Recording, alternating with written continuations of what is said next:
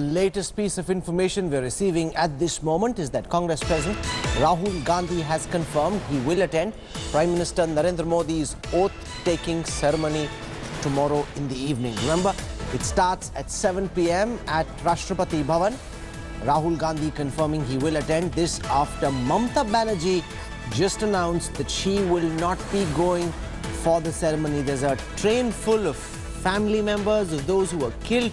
The BJP alleges that these are party karyakartas whose family members were killed and they're being brought to Delhi. However, the Trinamool Congress is denying this, saying the BJP is making up this charge.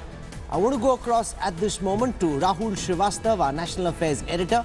He's as plugged in as can be, tracking the story for us. Rahul, what do we know about tomorrow's cabinet formation? Have calls started going out from the Prime Minister's office?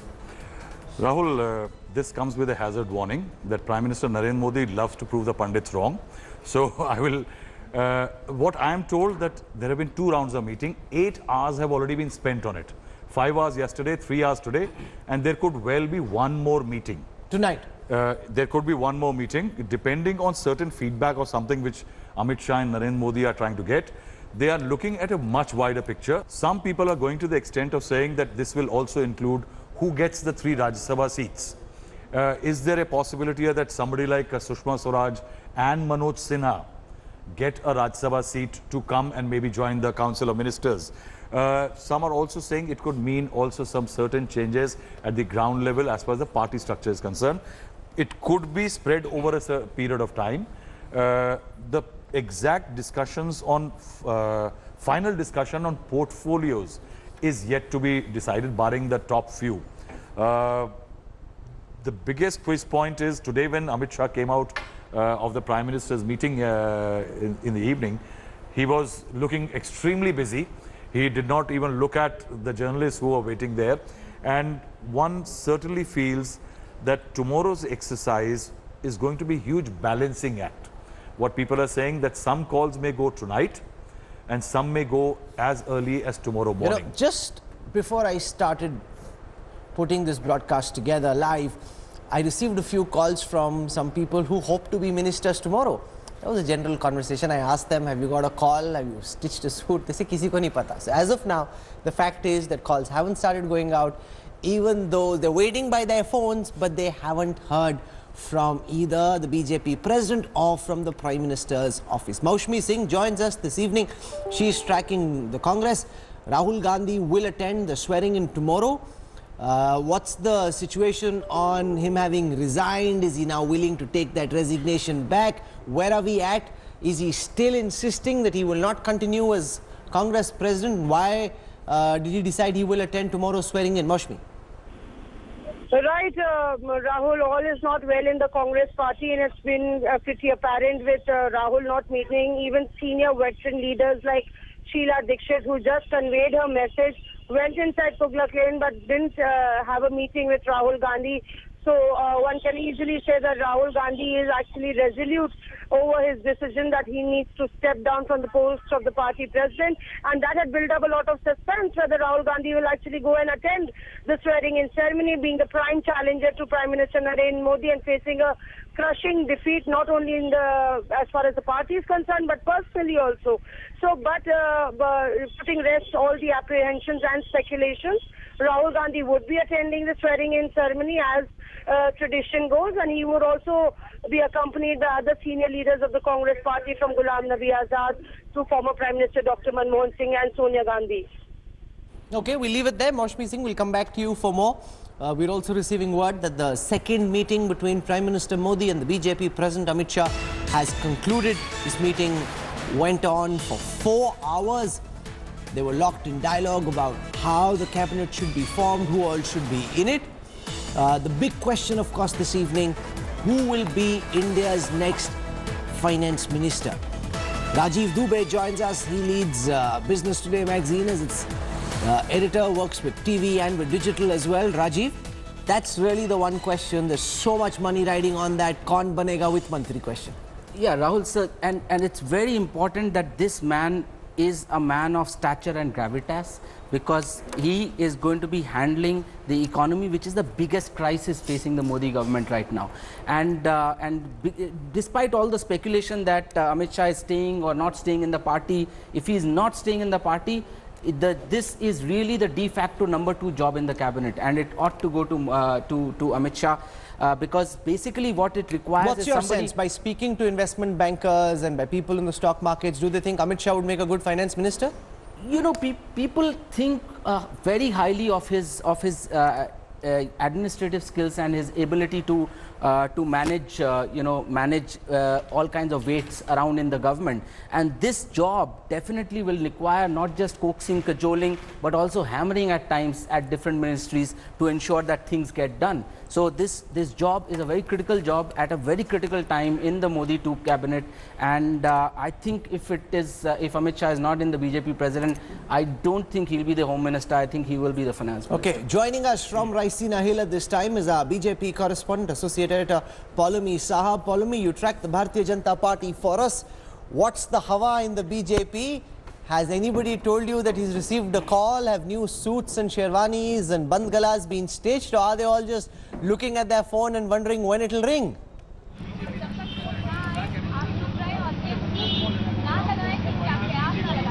Well, no, the calls haven't started going out yet, Rahul. I made a few arbitrary calls just to check for possibles that we've been hearing, whether they received any sort of calls.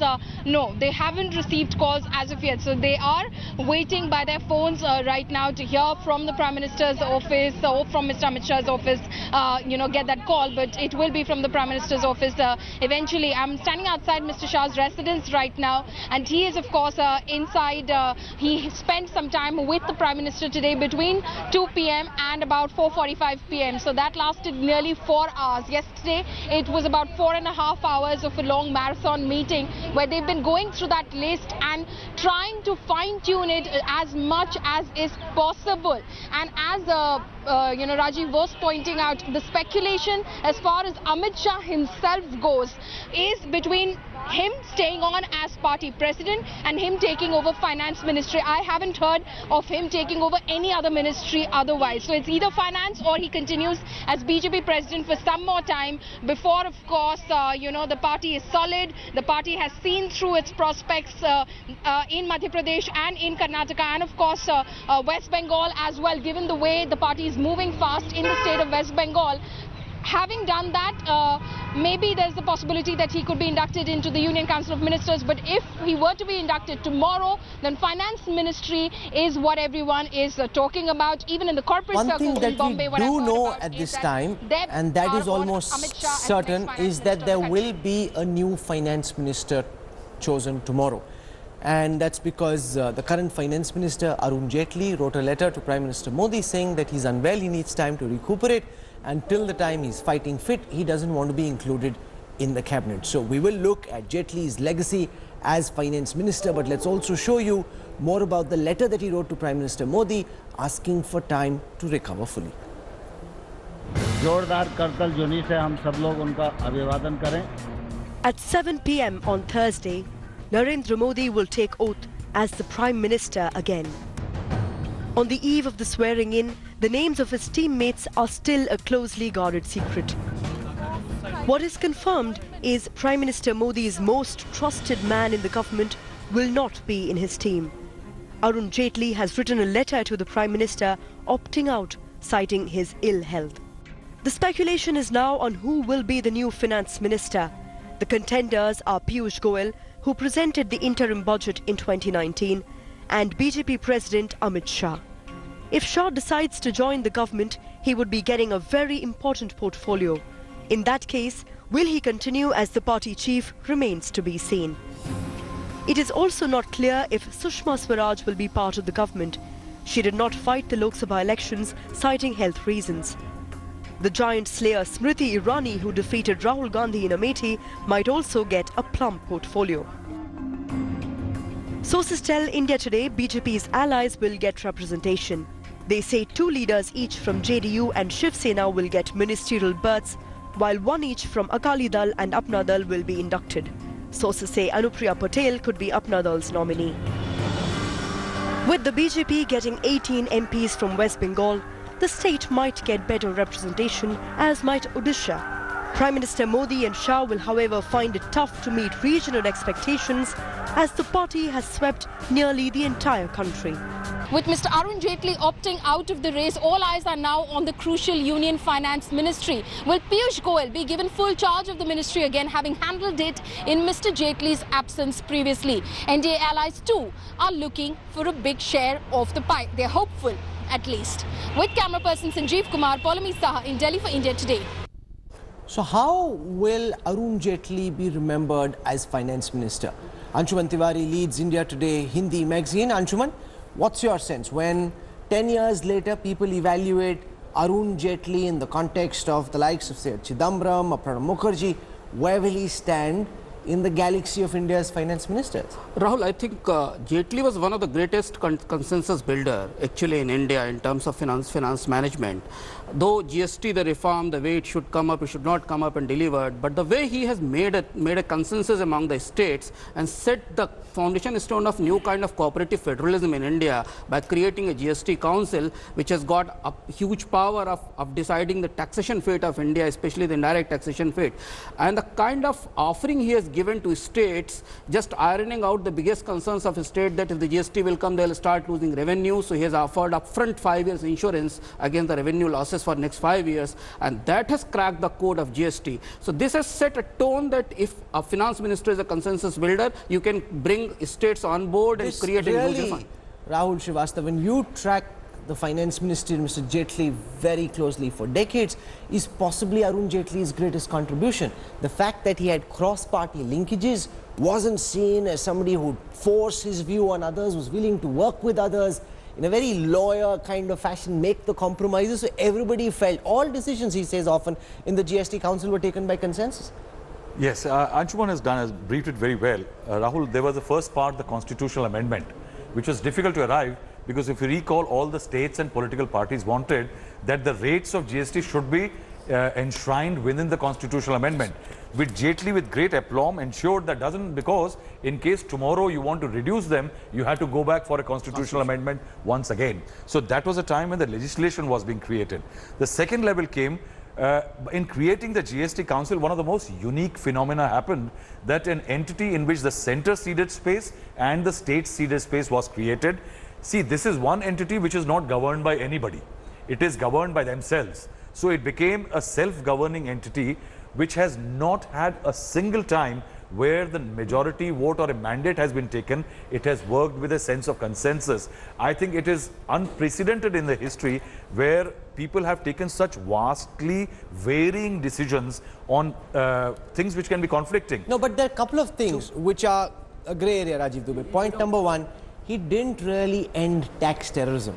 Yeah. The whole idea that there will be no unnecessarily intrusion into tax policies, the idea of the tax inspector roaming around harassing people still continued on his watch as well. Correct, Rahul, and also, which is why I believe that it was a mixed bag as far as it was more of a checkered tenure. You had on his positive side, you had the insolvency and bankruptcy code, Jan Dhan, things like GST implementation, ramming it through.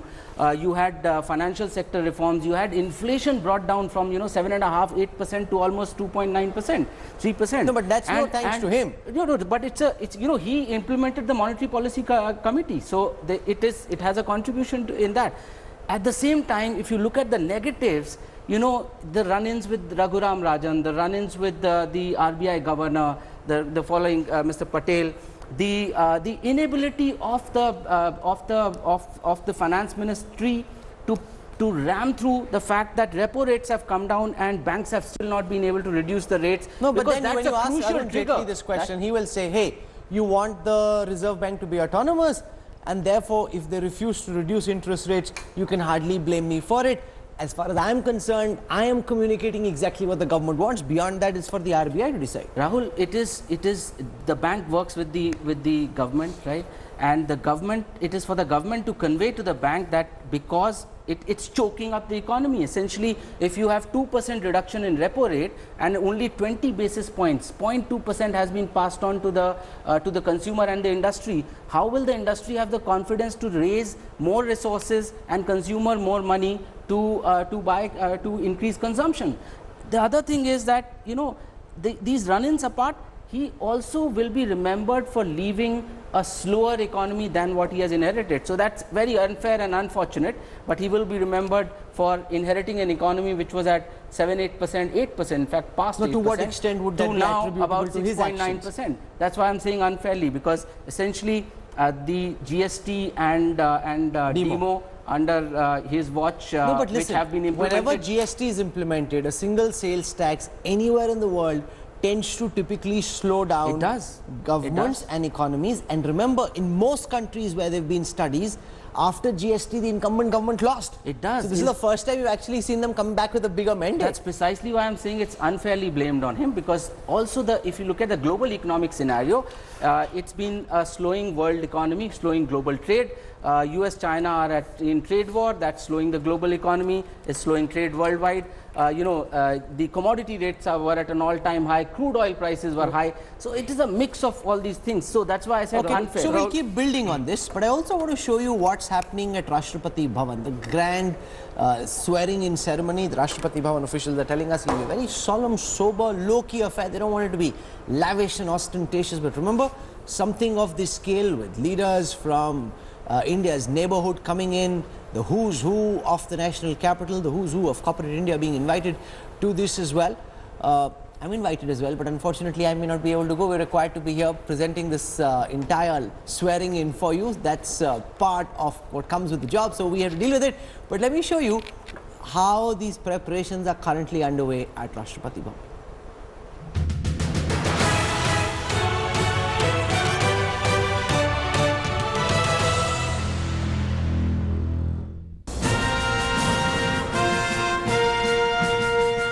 After a historically brutal election, after a landslide victory that has stunned friends and foes alike.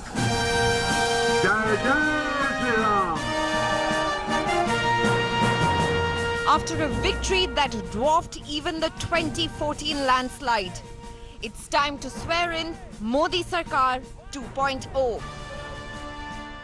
मेरे शरीर का कण कण सिर्फ और सिर्फ देशवासियों के लिए. From dusty election battlefields of this great nation, the scene shifts on Thursday to the pristine confines of Rashtrapati Bhavan, where a grand ceremony in the sprawling forecourt of the President's estate will once again light up to push the switch on Modi's second Sarkar.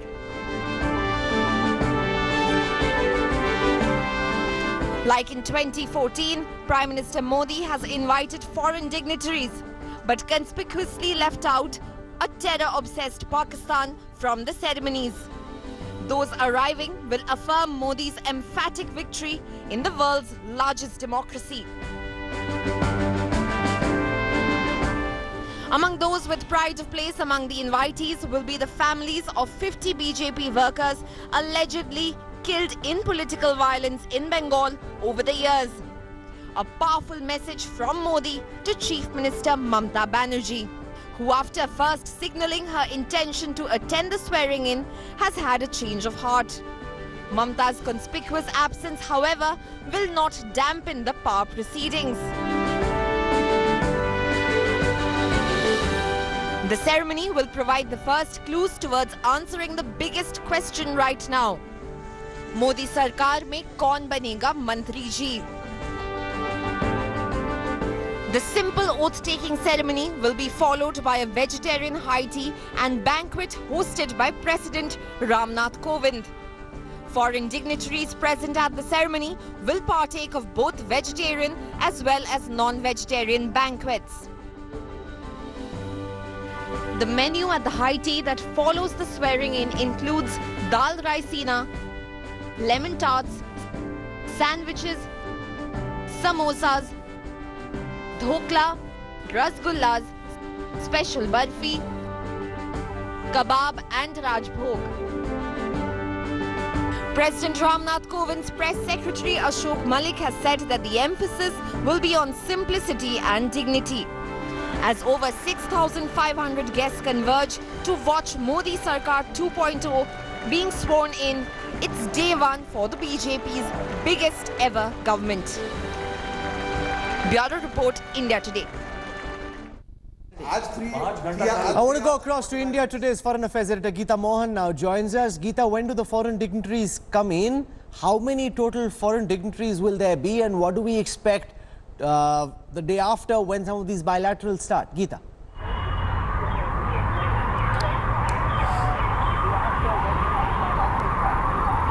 Well, 8 foreign dignitaries in all. We're talking about the BIMSTEC leaders as also Mauritius and Kyrgyzstan, Rahul. The first dignitary will be arriving in 10 minutes from now at around 7:30 p.m. The President of Bangladesh will be arriving here in New Delhi, and all the other dignitaries will be arriving tomorrow morning, and by the afternoon you'll have all of them in New Delhi. It is a very important strategic and diplomatic decision by India to invite BIMSTEC leaders and Kyrgyzstan, Mauritius, showing that India is continuing with its neighborhood first policy, Rahul, but that neighborhood for now does not include Pakistan. Pakistan certainly will be conspicuous by its absence.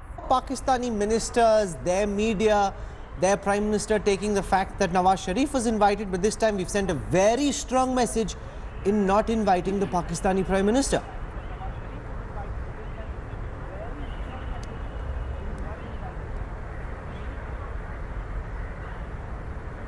Geeta?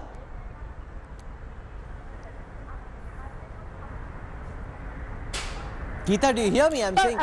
The question is for me, Rahul. Yes, how are the Pakistanis taking the fact that they haven't been invited? Pakistani Prime Minister, Pakistani establishment, the ISI and Rawal Pindi.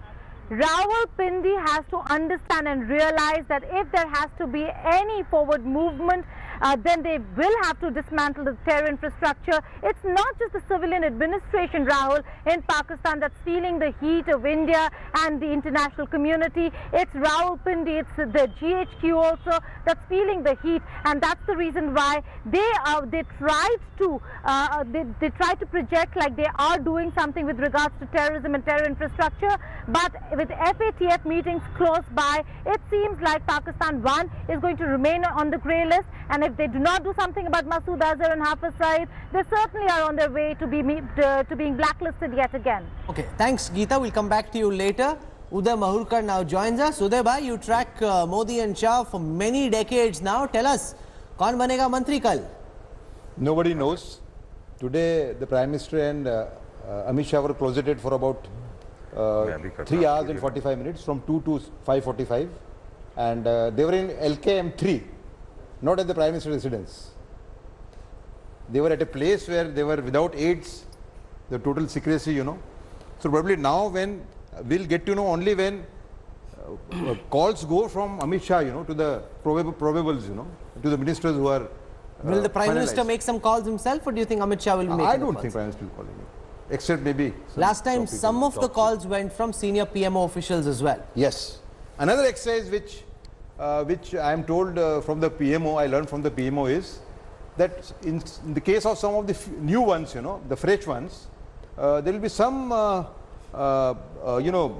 inquiry by the PMO, particularly by the two Mishras, Nipen Mishra and PK Mishra. They'll go into the background of some of the candidates. No, so I can tell our viewers on this that it was during the campaign itself that a list was sent to the Intelligence Bureau by the Prime Minister's office of people who were contesting elections, who were not currently ministers, who they wanted in as ministers, or those who were in the Rajya Sabha, asking the Intelligence Bureau to do background diligence checks on them. So that process, so confident was the BJP and the Prime Minister that they were going to win. So a lot of the background checks actually happened during the campaign itself. This I can tell you on good authority. The background check is still happening.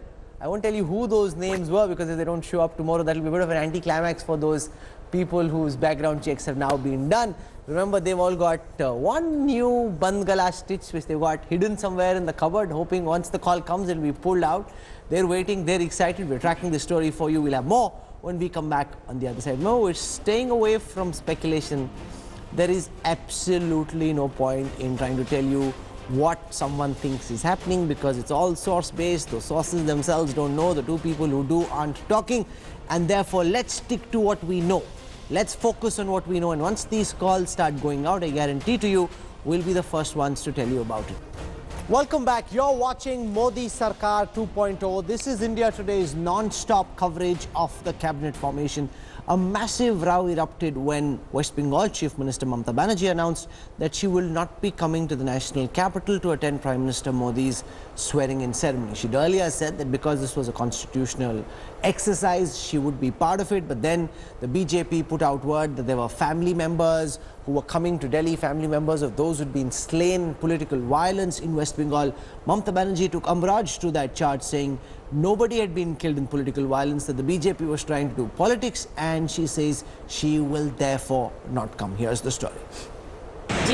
ceremonial program. Constitution ceremonial program আছে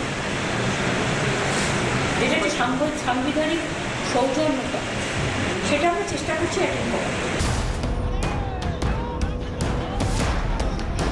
Less than 24 hours after Mamata Banerjee confirmed that she would be attending Modi's swearing-in, the West Bengal Chief Minister made a political U-turn. On her Twitter page, Mamata blamed the BJP for compelling her to reverse her decision to attend the oath ceremony. Attacking the BJP over the invitation to families of 54 slain workers for Modi's function, Mamata said the BJP was spreading wrong reports on the deaths of its workers. She said a ceremony to celebrate democracy was being devalued by politics. The BJP in charge for West Bengal launched a full frontal attack, saying it was Mamata who was politicizing the matter. नहीं, उनको नहीं आने का कोई बहाना अगर वो ढूंढ रही हो, उनको मिल गया। पार्टी अगर किसी को आमंत्रित करती है, उससे ममता जी को अगर तकलीफ है, तो इसके लिए तो हम कुछ नहीं कर सकते।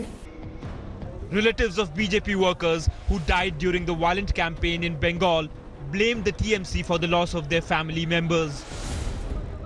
मेरे पिताजी का एक छोटा लीडर था बीजेपी का, तो नदिया जिले से तृणमूल गुंडा ने पिताजी का हत्या किया है। कैसे मारा गया था उनको? गोली करके मारा था। আমার স্বামী মারা গিয়েছে, আমার স্বামীকে খুন করা হয়েছিল। কেন? ও হচ্ছে বিজেপি করতো, আর ওর বন্ধুরা সব একসঙ্গে ডেকে নিয়ে গিয়ে আমার স্বামীকে খুন করেছে। আমার বাবা দেয় দিলে আমাদের সংসার চলে, আর আমার ছেলে ছোট, 8.5 বছর বয়স আমার ছেলে। They felt some consolation that they had been invited to Delhi by the BJP. With the barrage of TMC MLAs and leaders joining the BJP, it would have been a bad optic for Mamata Banerjee had she joined Narendra Modi's swearing-in ceremony at a time when several of her party men are deserting and abandoning her. Especially at a time when the BJP has categorically made it clear that it will continue to fuel the exodus process from the Trinamool Congress till such time there are no foot soldiers left for Mamata Banerjee's Trinamool in West Bengal. With camera person Prabir Biswas, Indrajit for India Today in Kolkata. Indrajit Kundu now joins us from Kolkata this evening. Indrajit, it was always known that Trinamool MLAs would start defecting after the election results came out. The BJP had said so publicly that they were bringing this train full of people in as well was known. So how then did Mamata Banerjee first announce that she will go to Delhi, and why then did she cancel, given that a lot of this was already known in the public domain?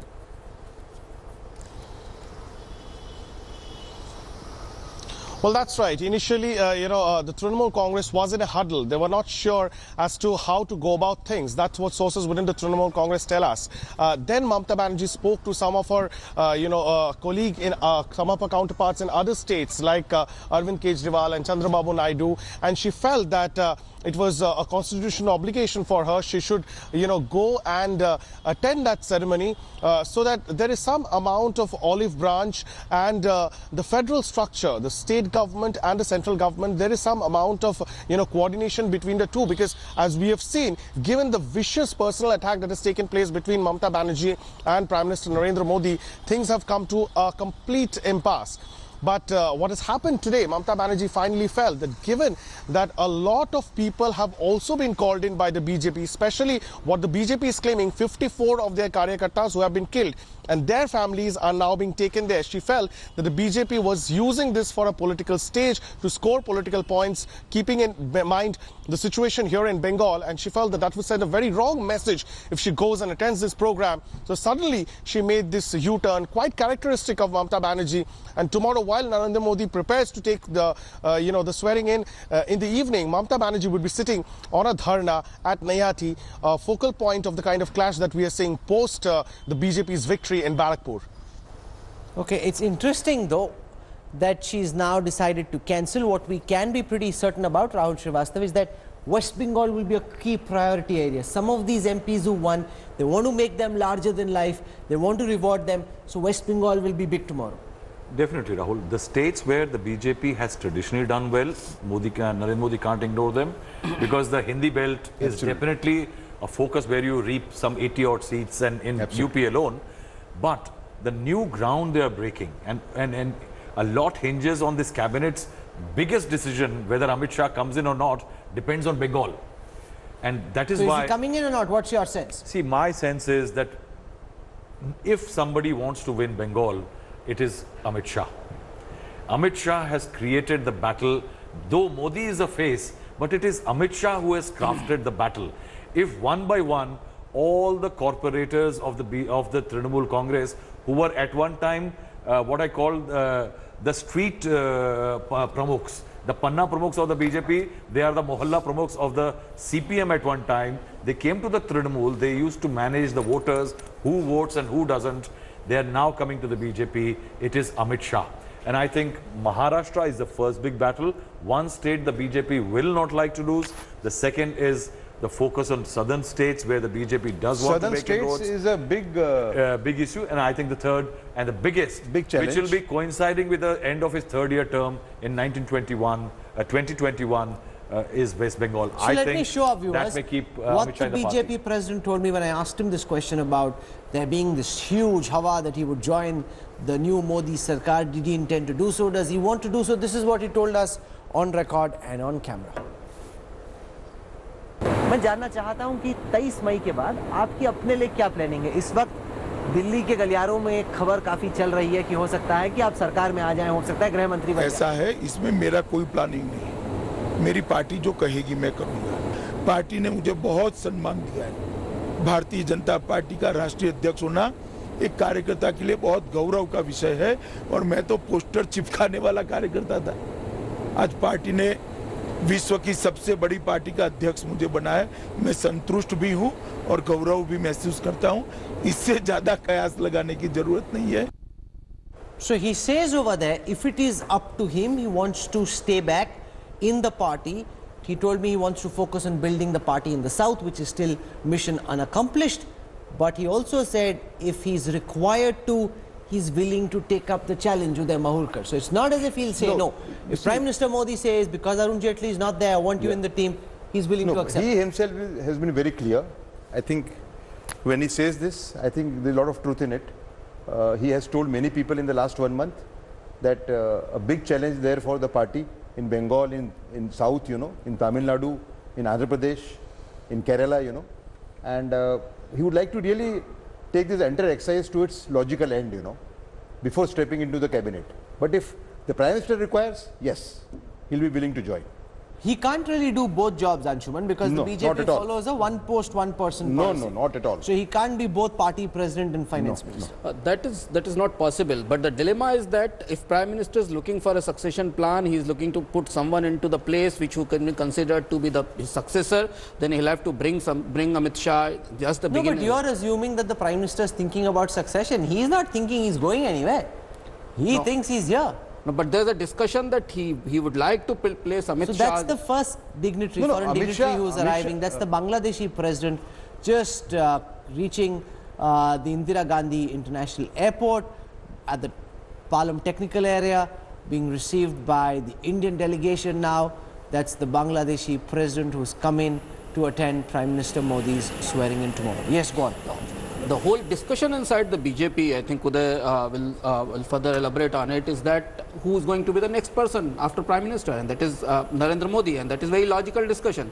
So Amit Shah may come to the government right now or later, maybe 1 year after that. We'll have to see that. I fully agree with Anshuman that Amit Shah will need, he's being groomed for a post-Modi scenario. There is no doubt about it.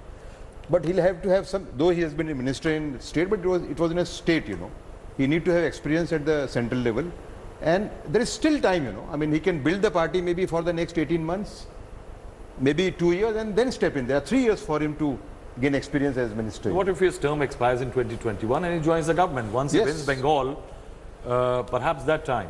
The argument is, I think there is something which Modi will like to secure for 2024. If Modi, the man we look at who does not spare even a day, he needs to secure that in case there is a setback in UP or Bihar or someplace, because Nitish Kumar remains a fragile commodity as far as the NDA, part of NDA is concerned.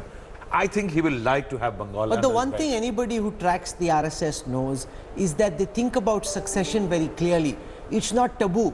Unlike, say, in a family-owned party where they don't want to talk about succession, whether it's the RSS itself, whether it is the BJP, Uday Mahurkar, the RSS likes to think very clearly and define a succession plan. They've thought it through. Let me put it this way, that Amit Shah is a favorite of the RSS because he has been implementing their cultural agenda, of cultural nationalism. And so Amit Shah is clearly a favorite of the RSS, So, but more than that, even in the party, because of his intelligence, because of the success which he has got, I mean, there is a wide acceptance even amongst top leaders now about his ability, about his level, So there is no opposition to him. The one thing that's very clear, Anshuman, is that's Abdul Hamid, the president of Bangladesh, flying into India to attend Prime Minister Modi's swearing in. The one thing that's very clear is that 5 years ago, nationally, he was an untested commodity, not known so much to people outside of Gujarat.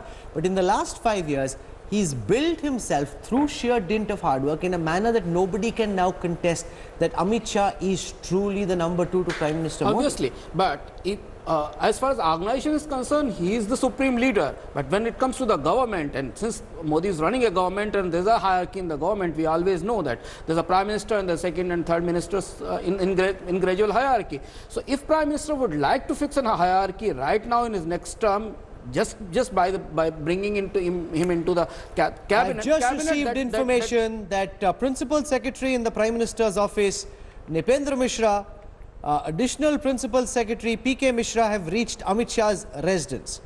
So also we're just receiving information that Rajnath Singh, former BJP President, current Home Minister, has reached the Prime Minister's house. So now the wheels are finally beginning to move. There will be some information coming in.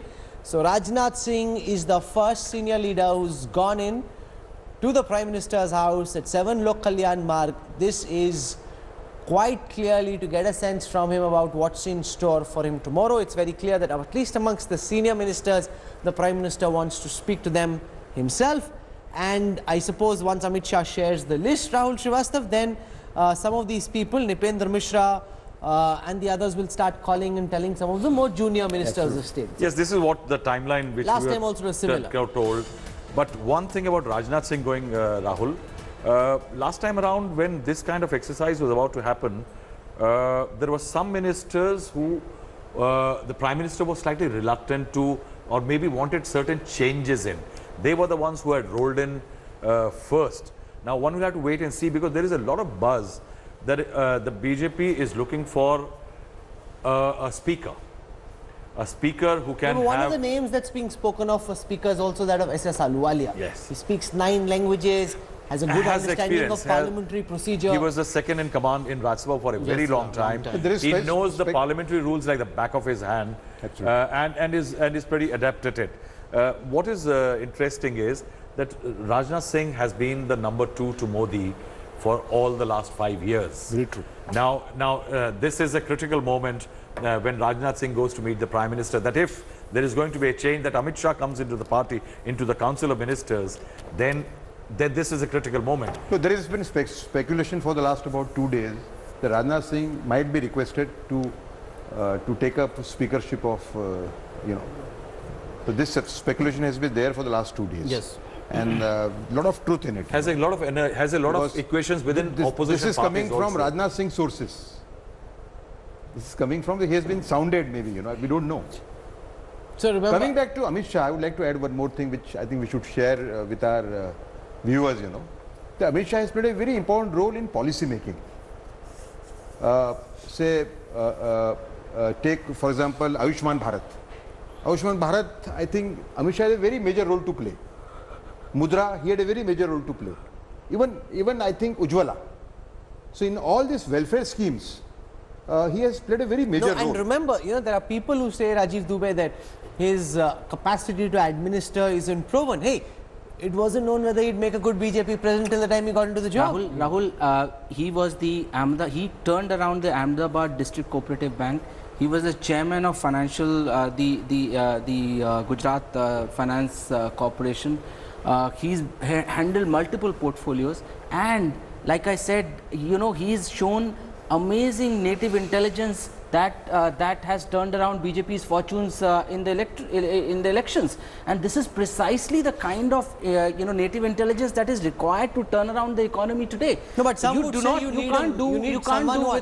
some would say you need somebody who understands macroeconomics. So listen, there are lots of for macroeconomic inputs. He has a lot of people who will provide the inputs, but it's not somebody. It's not a professor economist who can turn this around. It requires somebody who has ground knowledge of it's so complex. Agriculture requires to be handled, industry requires to be handled, small and medium enterprises require to be handled, and he has experience of dealing with all these. Was he a good minister in Gujarat? Very good minister. What did he do?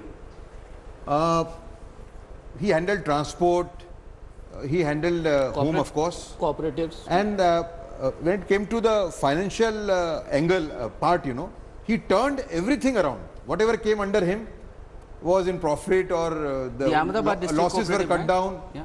As a minister, this was before that. Yeah. As a minister also, like transport, he was a transport minister, and he turned around the State Road Transport Corporation. Rahul, one point I'd like to make here, extremely efficient. What Uday is saying, Uday will know better. He is said to be from a family of Nagar Seths. Yeah. Who know money and finances. Absolutely. And second very important point, I think the finance minister of this country will not come without the say of the RSS. Because over the last 2 years, the entire RSS has not been very happy with Arvind Subramaniam's people with those foreign portfolio biodatas They coming like in. the Desi economists. They like the Desi economists. Air Kumar. India deal was, Air India's sellout was sabotaged and stalled by the RSS and the Swadeshi Jagran Manch. No, but they didn't get a good buyer also. They didn't. Yes, I agree. But one of the motivating factor was the Swadeshi Jagran Manch. They have had a say in the last It year. was a very bad offering. It was on, very bad offering. I remember this one The labor detailed rules are not being conversation changed I because of had them. with Amit Shah about which stocks he would have picked if he was a stockbroker today. Remember, he was a stockbroker in his younger days. Yeah. So I had a very long, very fascinating conversation about what stocks and what sectors he'd pick. So he does have thoughts. So when we looked at his stock portfolio, we found that he has. This is from the time he was trading. And his current portfolio. Even he continues to invest. He's still investing. He spent 2.9 crore in the past 2 years. He has given 2 years affidavit in to the. stocks. Yeah. So in the investment, when we Rahul, looked at it's heavily. This is what he declares in his affidavit. Rahul. And so he's inherited some 12-13 crore worth of stocks. How have they done? And then they're doing fine. They're doing fine. It's just that the value of some of the stocks in the past 2 years has fallen. No, but in general, they are rising. Blue chips, or is he? So that's what I'm saying. So he is by and large around blue chips. So he likes to invest in Sensex stocks and blue chips mostly. He's like a good Gujarati who knows how to make money, and he's running the largest party with the largest amount of money. Rahul, another thing which we should take note of is that he played a very major role in the exit of Raghuram Rajan. I mean, it was. Okay, I've just received information that now National Security Advisor Ajit Doval has reached Lok Kalyan Marg. Now, is this because Ajit Doval is being brought in as minister? We don't know for sure. We're not going to pretend to be smarter than we actually are or claim that we know what we don't. There's no point in speculating. The fact is there are only two people who know. As they start telling more people and they start speaking, we'll tell you it's pointless. A lot has been said that Ajit Doval could be brought into the cabinet. Whether that happens, we will track. We're also receiving information that there's a possibility that the Prime Minister will reach out to Arun Jaitley, his colleague, who said he will not continue as Finance Minister. In fact, that's coming from ANI, saying that the Prime Minister will possibly go to meet Arun Jaitley at 8:30 p.m. and the Prime Minister may ask Arun Jaitley to reconsider his earlier decision and remain in government. Remember, this is just coming from ANI. I'm not 100% certain this is so right. Can I tell you his top portfolio? His top portfolio is Reliance Industries, L&T Finance, TCS, Ultratech Cement. So he's just gone with blue chips. Absolute blue chip. Hindustan Unilever, Maruti Suzuki. I mean, there can't be anything better than this. No, but he's also betting on stocks where you know they're solid. So he has a lot of financial unlisted companies. No, but how also. often does he trade? We don't know that. Is he churning his portfolio? He's been investing more than churning. He's not more investing. He's not a trader. But there's no way of tracking in that affidavit.